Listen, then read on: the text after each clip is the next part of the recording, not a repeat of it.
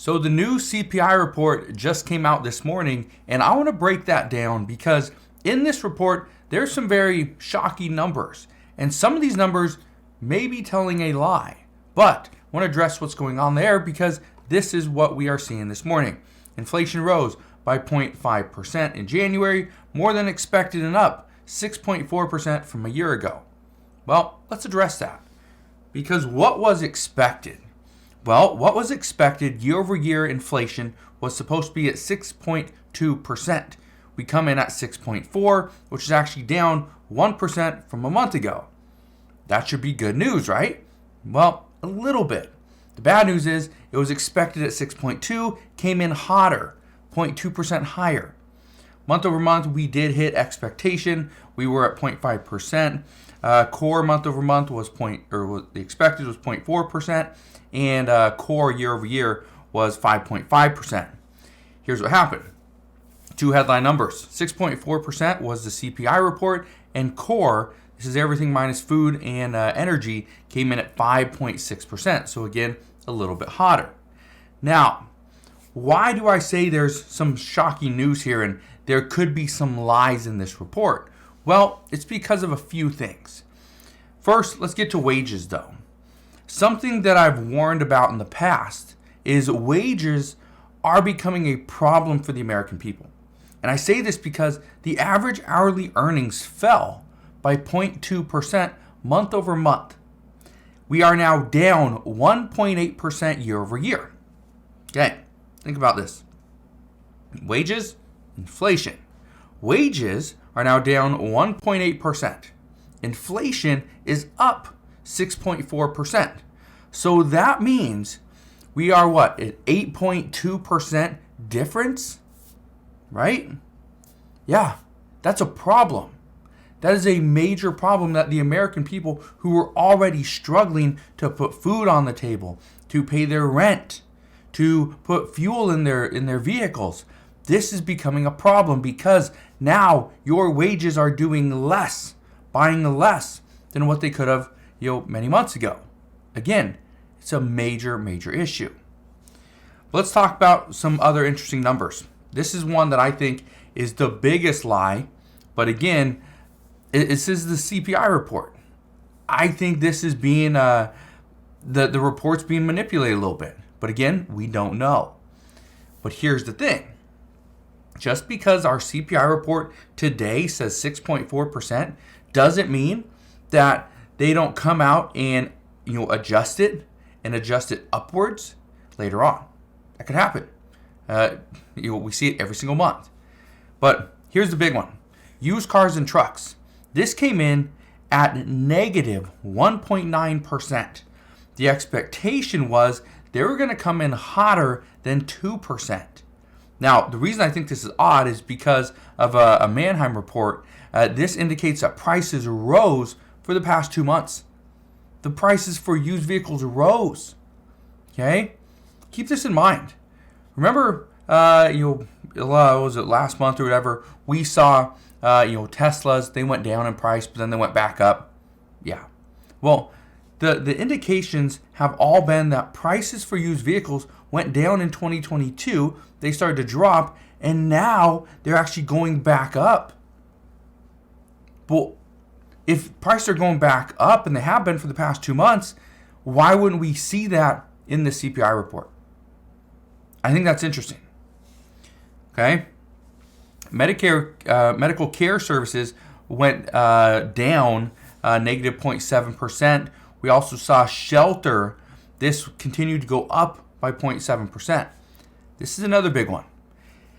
The CPI report, first off, just for shelter, just to give you an idea, they changed the weight. Shelter now accounts for a heavier weight of the CPI report.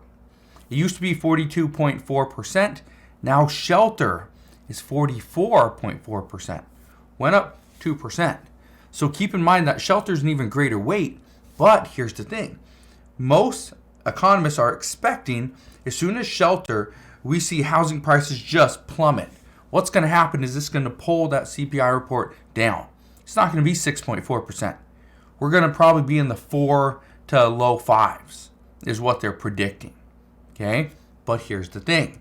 This likely will not happen until probably, May, June, July of this year.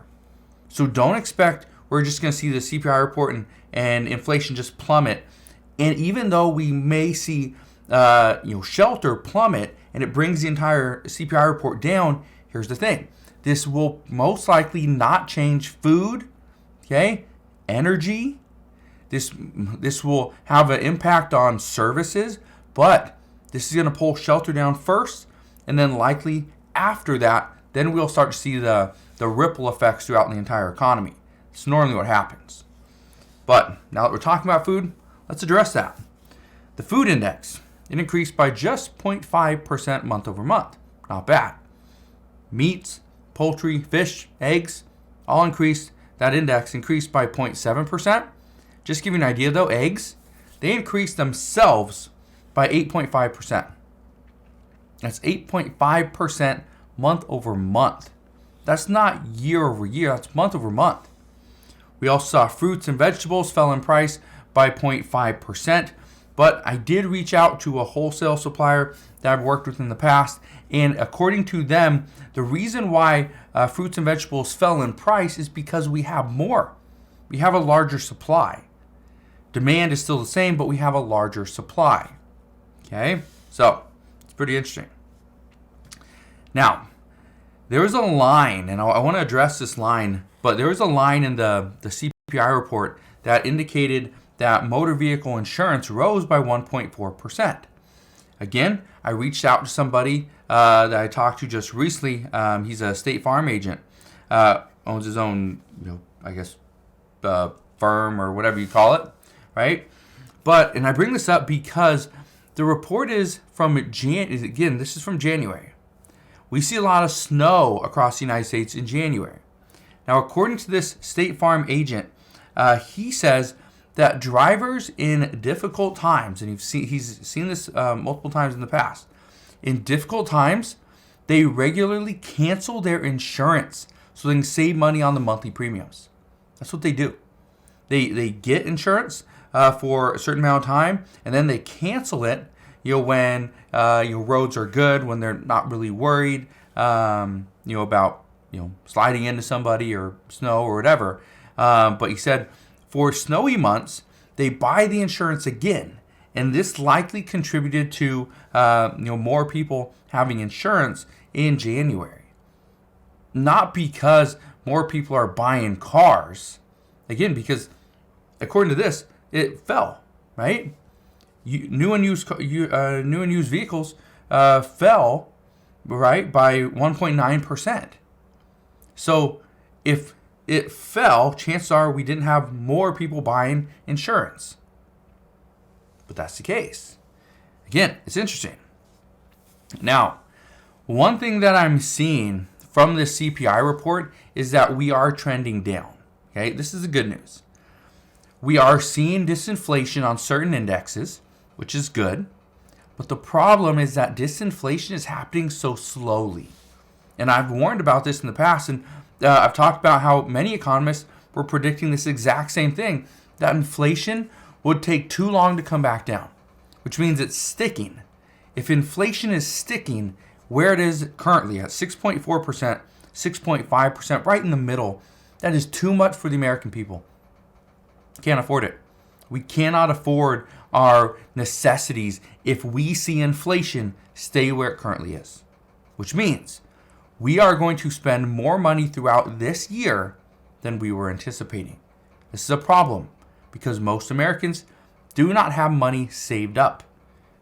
I believe in a recent report, 60% of Americans, 6 out of 10, couldn't afford a $450 emergency expense. That's a problem. It's a major problem. When now $450 is about what the average person is going to spend at Costco. Yeah, that's a big issue. So that's what we know at this time. As always, as I know more, I promise I'll come back on and share all the latest news and updates. Again, just want to thank you guys for watching. Have a wonderful rest of your day. Consider subscribing, and I'll see you guys on the next one.